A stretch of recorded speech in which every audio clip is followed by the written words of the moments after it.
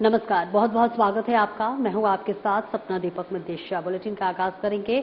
मुख्यमंत्री पुष्कर सिंह धामी टिहरी पहुंचे, जहां सीएम ने टिहरी लेक फेस्टिवल हिमालयन का शुभारंभ किया। कार्यक्रम में कैबिनेट मंत्री सुबोध उनियाल, सांसद माला राज्य लक्ष्मी शाह, विधायक किशोर उपाध्याय, डीएम नीतिका खंडेलवाल सहित कई गणमान्य व्यक्ति उपस्थित हैं।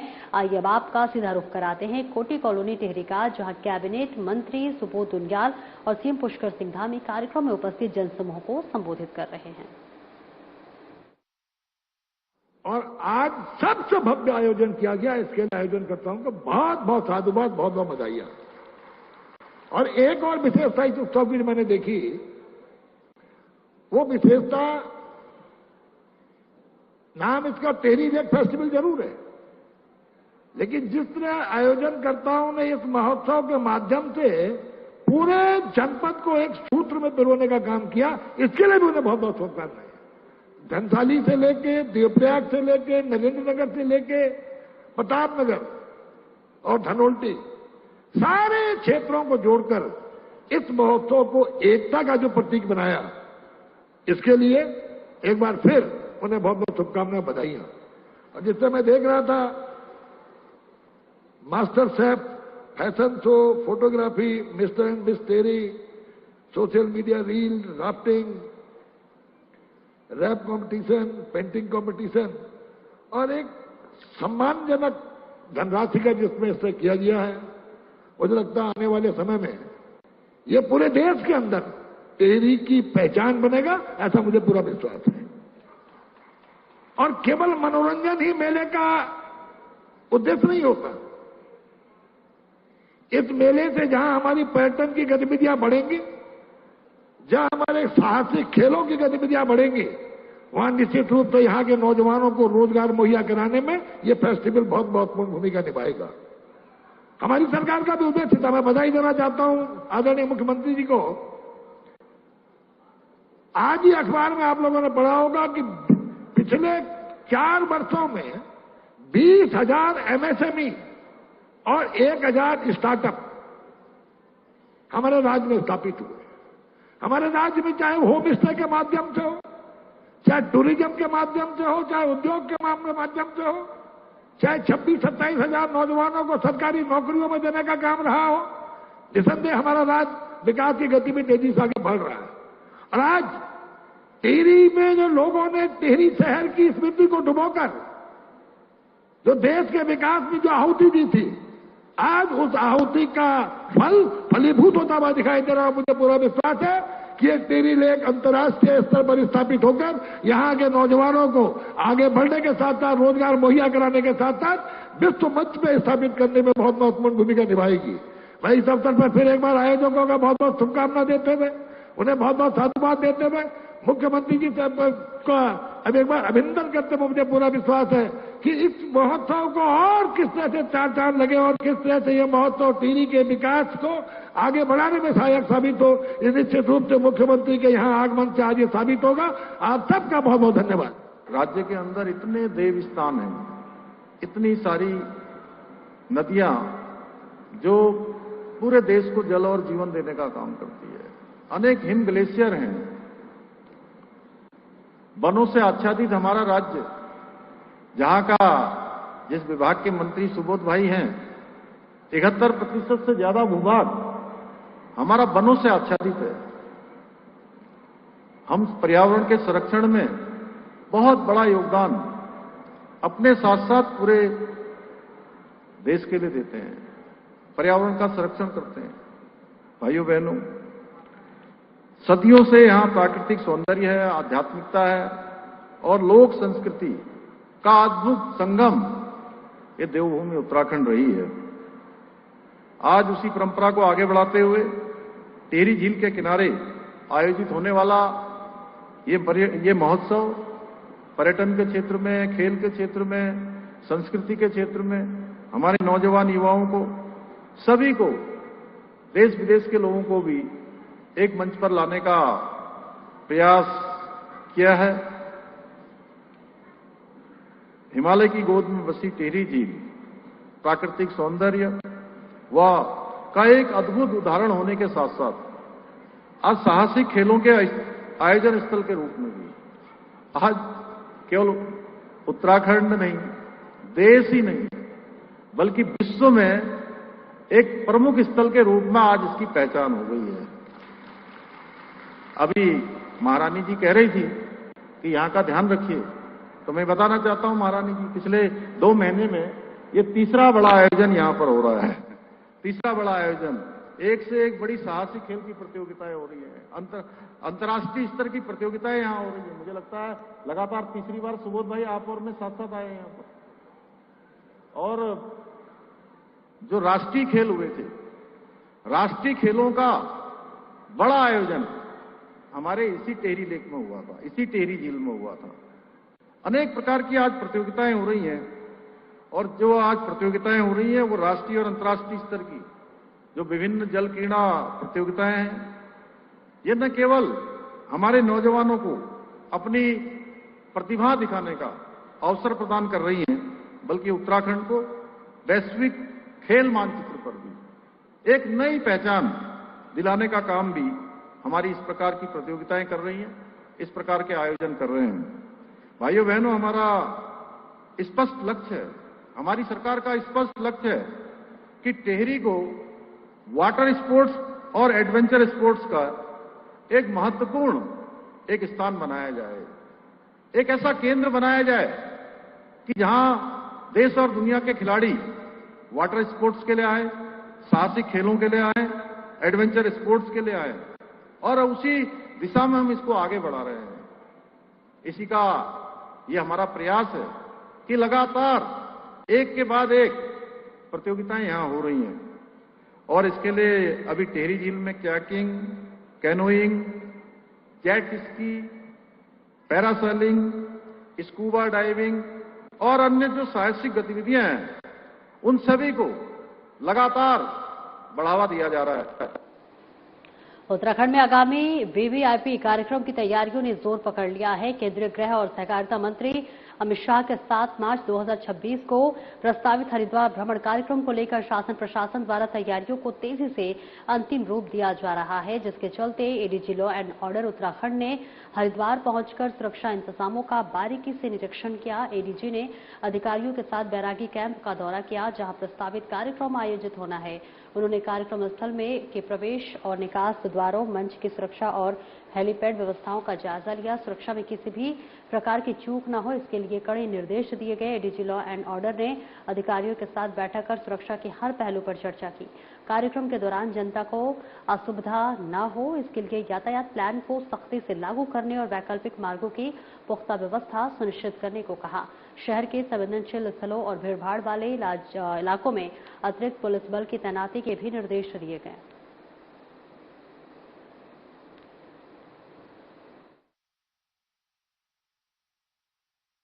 विजिट है, इसके लिए हरिद्वार पुलिस और साथ साथ देहरादून पुलिस ने व्यापक सुरक्षा के प्रबंध किए गए हैं।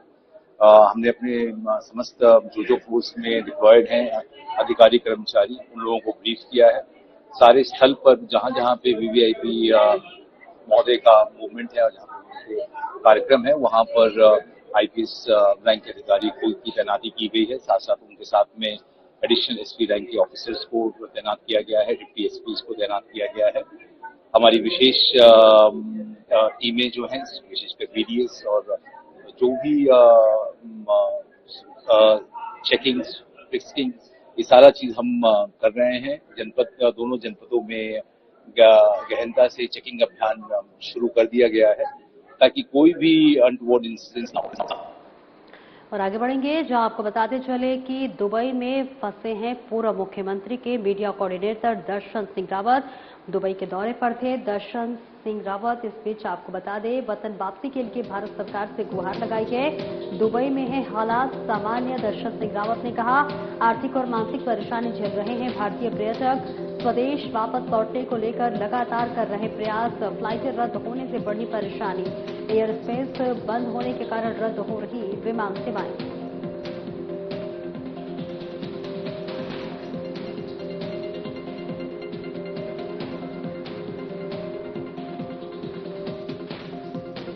मैं यहाँ इस समय अपने परिवार के साथ दुबई आया हुआ हूँ। हम परिवार के साथ यहाँ घूमने के मकसद से 24 फरवरी को पहुँचे और 1 मार्च सुबह हमारी वापसी की फ्लाइट थी, लेकिन इस बीच 28 फरवरी को इजराइल और ईरान के बीच जो जंग छिड़ी, उसके कारण यहाँ पर पूरा एयर स्पेस बंद कर दिया गया। 28 की शाम को कुछ ड्रोन और मिसाइल दुबई में भी गिरने की और आबू धाबी में गिरने की जो सूचना मिली, उसके कारण यहाँ एयर स्पेस बंद कर दिया गया। लेकिन उसके बाद से यहाँ हालात पूरी तरह से सामान्य हैं और किसी तरह की कोई पैनिक भी नहीं है और आम जनजीवन भी सामान्य है। हमारी भारत सरकार से यही गुजारिश है कि वो कुछ इंतजाम करें और जो भारतीय पर्यटक यहाँ पर फंसे हुए हैं उनको स्वदेश लाने के लिए कुछ यूएई गवर्नमेंट के साथ प्रयास करें, ताकि हम जो हमें मानसिक और जो आर्थिक परेशानी हो रही है उससे हम निपट सकें। धन्यवाद। और उत्तराखंड में इस वर्ष होने वाली चारधाम यात्रा 2026 की तैयारियां तेज हो गई हैं। पर्यटन विभाग के अनुसार श्रद्धालुओं के लिए ऑनलाइन पंजीकरण की प्रक्रिया 6 मार्च 2026 को सुबह 7 बजे से विधिवत शुरू कर दी जाएगी। भारतीय श्रद्धालु आधार कार्ड के माध्यम से अपना ऑनलाइन पंजीकरण करा सकेंगे, जबकि विदेशी श्रद्धालु ईमेल आईडी के माध्यम से रजिस्ट्रेशन कर पाएंगे।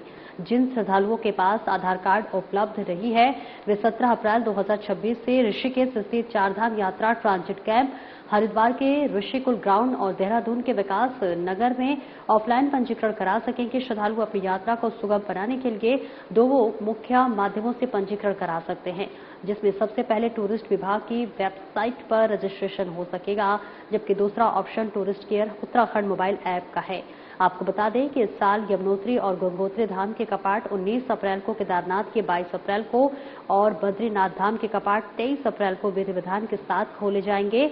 यात्रा से संबंधित किसी भी जानकारी या फिर असुविधा के लिए श्रद्धालु टोल फ्री नंबर 0135136 दिया गया है, इस पर कॉल कर सकते हैं। सरकार ने सभी श्रद्धालुओं से अनुरोध किया है कि यात्रा को व्यवस्थित और सुरक्षित बनाने के लिए प्रस्थान से पूर्व अपना पंजीकरण अनिवार्य रूप से करवा लें।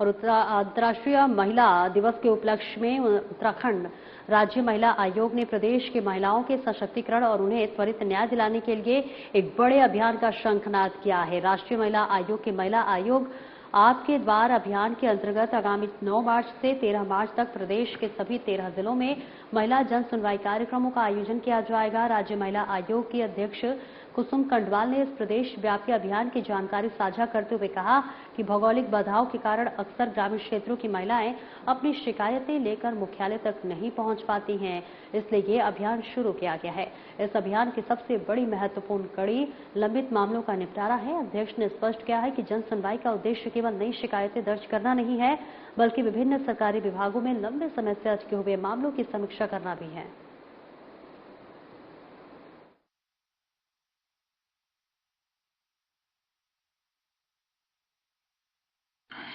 उत्तराखंड राज्य महिला आयोग 9 मार्च से लेकर 13 मार्च तक प्रत्येक जनपद में जन सुनवाई करेगा। इसमें हमारी उपाध्यक्ष और हमारी जो माननीय सदस्यगण हैं वो सभी इसकी अध्यक्षता करेंगे और जिलाधिकारी जो सभागार है उसमें हमारी जन सुनवाई होगी। जिला स्तर के सभी अधिकारीगण और पुलिस प्रशासन सब वहां पे मौजूद रहेगा। प्रत्येक मैं महिला से कहना चाहती हूँ कि किसी भी तरह से कोई महिला अगर प्रताड़ित है, किसी तरह से कोई उसकी समस्या है तो उसका समाधान करने का हम प्रयास करेंगे। आप पहुंचे और जो पहले से हमारे पास जो केसेस हैं उनको भी, उनकी सुनवाई भी हम वहां पे करेंगे। और आप सबसे मेरा पुनः ये निवेदन है कि आप आए, अपनी समस्या को रखें। उत्तराखंड राज्य महिला आयोग आपके द्वार पहुंच रहा है आपके समस्या का समाधान करने के लिए। और उत्तराखंड सरकार और महिला आयोग महिला सुरक्षा को लेकर बहुत ही संवेदनशील है। इसलिए आप सबसे मैं कहना चाहूंगी कि 9 तारीख से लेकर और 13 तारीख तक जो महिला आयोग के द्वारा जो जन सुनवाई की जाएगी उसमें आप आइए। आपके आसपास कहीं भी किसी तरह से कोई महिला पीड़ित है तो आप उसे महिला आयोग तक पहुंचाने के काम करें। जिला अधिकारी सभागार में आप अपने जनपद के पहुंचे। और अगली खबर की ओर बढ़ते हैं। देहरादून से खबर है जहां पर बताते चले कि लालची पति ने अपनी पत्नी को दहेज के मामले में मौत की घाट उतार दिया। जी हां, शादी के महज 4 महीने बाद दहेज की बलि चढ़ी कहकशां। इसके साथ ही आपको बता दें कि कम दहेज से नाराज पति ने की पत्नी की हत्या। देहरादून पुलिस ने किया मामले का खुलासा। मृतका कहकशां आलम की 19 नवंबर को हुई थी शादी।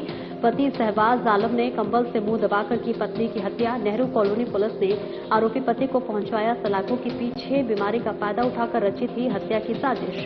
दहेज हत्या और अन्य संबंधित धाराओं के तहत मुकदमा दर्ज कर वैधानिक कार्रवाई जारी।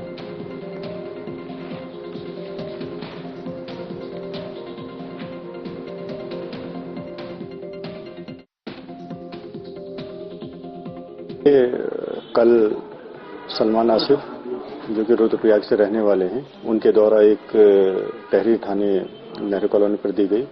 इसमें उनके द्वारा बताया गया कि उनके सिस्टर है श्रीमती कहकशां आलम जिनकी कि 19 नवंबर 2025 को शहबाज आलम जो कि यहाँ नेहरू कॉलोनी रिस्पना कॉलोनी के रहने वाले थे, नेहरू कॉलोनी क्षेत्र के, उनसे शादी हुई थी और उनके द्वारा जो है उनको इंद्रेश अस्पताल में 3 तारीख की रात्रि को इंद्रेश अस्पताल में भर्ती करवाया गया था जहां डॉक्टरों के द्वारा उनको मृत घोषित कर दिया गया था। इस तहरीर के आधार पर पुलिस के द्वारा इसमें क्योंकि शादी को 7 वर्ष से कम का समय हुआ था तो इसमें जो डाउरी डेथ है हमारा धारा 82 BNS के तहत इसमें FIR पंजीकृत किया गया है। उसमें उनके पति को और उनके जो सास ससुर हैं और देवर वगैरह हैं उनको नामजद किया गया है। पुलिस ने उनके जो हस्बैंड है शहबाज आलम उनको हिरासत में ले लिया और उनसे इस संबंध में जानकारी की जा रही है। मृतका का जो है वो पंचायत में भर दिया गया है और बॉडी का PM करवाने के उपरांत उनके परिजनों के सुपुर्द इसमें कर दिया गया है। तफ्तीश इसमें जो हमारे CO ट्रैफिक साहब हैं उनके सुपुर्द की गई है और इसमें आगे की जो वैधानिक कार्रवाई वो की जा रही है। और नैनीताल के चंद्र भवन मार्ग में सीवर लाइन के चौक हो जाने से सारा गंदा पानी सड़क पर तलैया बनकर झील में जा रहा है। सड़क पर चलना लोगों के लिए परेशानी का सबब बना हुआ है। सड़क के किनारे बने नालियों में पानी के पाइपों का ढेर लगा हुआ है जो नालियों को बंद कर रहा है। पूरी तरह से नाली के बंद हो जाने से गंदा पानी सड़क पर बह रहा है जिसके चलते आने जाने वाले लोगों को बहुत परेशानियों का सामना करना पड़ रहा है। लोग बदबू के मारे परेशान हो रहे हैं। लोगों ने कई बार नालों से पानी के पाइपों को हटाने की मांग की है पर अभी तक कोई भी कार्रवाई नहीं हुई है। जबकि बारिश के समय सीवर लाइन चौक हो जाने से और बरसात के पानी से सड़क पर चलना दोभर हो जाता है।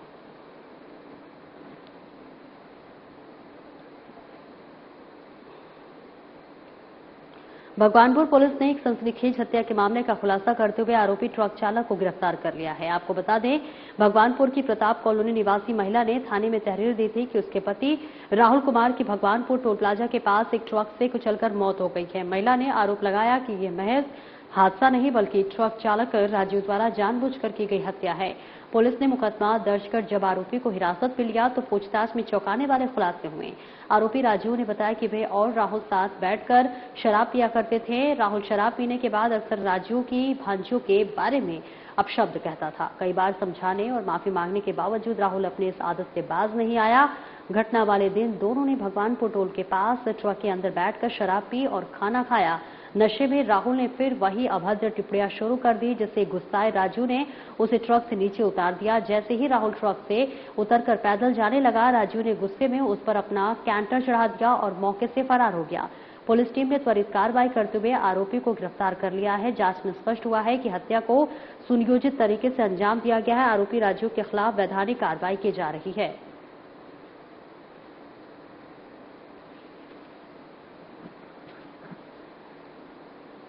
लक्सर हरिद्वार मार्ग पर राकेरपुर गांव के पास बता दें कि एक भीषण सड़क हादसा हो गया। नियंत्रित होकर पलटे एक मैक्स लोडर वाहन की चपेट में आने से एक बाइक सवार की मौके पर मौत हो गई। हादसे के बाद मार्ग पर चीख पुकार मच गई और लोगों का भारी मजमा लग गया। आपको बता दें कि इस मैक्स लोडर वाहन मार्बल के पत्थर लेकर हरिद्वार की ओर जा रहा था। जहां पर फेरूपुर गांव से पहले अचानक लोडर वाहन का टायर फट गया, जिससे चालक ने वाहन पर से नियंत्रण खो दिया। नियंत्रित होकर लोडर सड़क पर चल रहे बाइक सवार के ऊपर पलट गया। हादसा इतना भीषण था कि बाइक सवार को संभलने का मौका तक नहीं मिला। भारी पत्थरों से लदा वाहन सीधे बाइक सवार के ऊपर जा गिरा। वाहन और मार्बल के नीचे दबने के कारण बाइक सवार की मौके पर मौत हो गई। पुलिस ने शव को कब्जे में लेकर पोस्टमार्टम के लिए अस्पताल भेज दिया है, जहां घटना से पूरे इलाके में शोक की लहर है।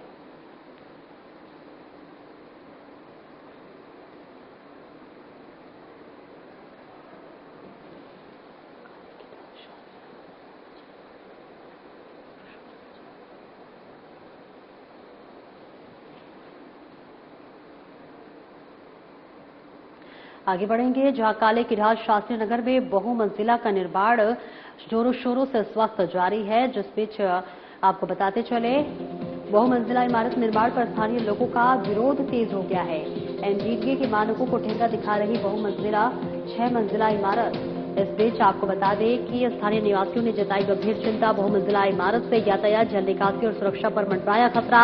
स्थानीय निवासियों ने एमडीडी के वीसी को पत्र भेजकर निर्माण रोकने की मांग की। सीएम हेल्पलाइन में बहुमंजिला इमारत के खिलाफ शिकायत होने के भी अभी तक नहीं हुई कार्रवाई। अवैध बहुमंजिला इमारत पर मुखदर्शक बनाया एमडीडीए। शिकायतकर्ताओं का एमडीडीए पर गंभीर आरोप। निर्माण न रोकने पर स्थानीय निवासियों ने आंदोलन की दी चेतावनी। तो देखिए, तस्वीरें आपको दिखा रहे हैं, जहां काले की ढाल शास्त्री नगर में बहुमंजिला इमारत का निर्माण जोरों शोरों से जारी है। बहुमंजिला इमारत निर्माण पर स्थानीय लोगों का विरोध हुआ तेज। एमडीडीए के मानकों को ठेंगा दिखा रही 6 मंजिला इमारत। स्थानीय निवासियों ने जताई गंभीर चिंता। बहुमंजिला इमारत से यातायात, जल निकासी और सुरक्षा पर मंडराया खतरा। स्थानीय निवासियों ने एमडीडीए वीसी को पत्र भेजकर निर्माण रोकने की मांग की। सीएम हेल्पलाइन में बहुमंजिला इमारत के खिलाफ शिकायत होने के बाद भी अभी तक नहीं हुई है कार्रवाई। अवैध बहुमंजिला इमारत पर मुखदर्शक बना एमडीडीए। शिकायतकर्ताओं का एमडीडीए पर गंभीर आरोप। निर्माण न रुकने पर स्थानीय निवासियों ने आंदोलन की दी चेतावनी। तो देखना दिलचस्प होगा कि आखिरकार अब इस पूरे मामले में कब कार्रवाई होती है। तस्वीरें आपको दिखा रहे हैं, 6 मंजिला बहु इमारत पर निर्माण लगातार जारी है। और नई टिहरी में पटियार हाउस से बोराड़ी स्टेडियम तक general KM Cariappa football tournament में प्रतिभाग करने वाली सभी 16 टीमों के खिलाड़ियों ने भव्य मार्च पास्ट निकाला। इस अवसर पर डीएम नितिका खंडेलवाल ने मार्च पास्ट का शुभारंभ किया। कार्यक्रम में टिहरी नगरपालिका अध्यक्ष मोहन रावत भी उपस्थित रहे। टिहरी झील महोत्सव 2026 के अंतर्गत बोराड़ी स्टेडियम में आयोजित राष्ट्रीय राज्य स्तरीय फुटबॉल टूर्नामेंट में 16 टीमें प्रतिभाग कर रही हैं। इस अवसर पर डीएम ने टूर्नामेंट में प्रतिभाग करने वाली सभी टीमों को शुभकामनाएं देते हुए कहा कि करियप्पा फुटबॉल टूर्नामेंट, जिसकी शुरुआत वर्ष 1951 में पुरानी टिहरी से हुई थी, अब प्रत्येक वर्ष नई टिहरी में भी आयोजित किया जाएगा। उन्होंने खिलाड़ियों से अपील की कि वे यहां प्राकृतिक वातावरण का आनंद लें और अपने साथ टिहरी की यादगार स्मृतियां लेकर जाएं। नगरपालिका अध्यक्ष ने कहा कि टिहरी के पर्यटन और पहचान को आगे बढ़ाने में सभी का सहयोग आवश्यक है। उन्होंने खिलाड़ियों से टिहरी झील और जनपद के अन्य दर्शनीय स्थलों का भ्रमण करने की अपील की।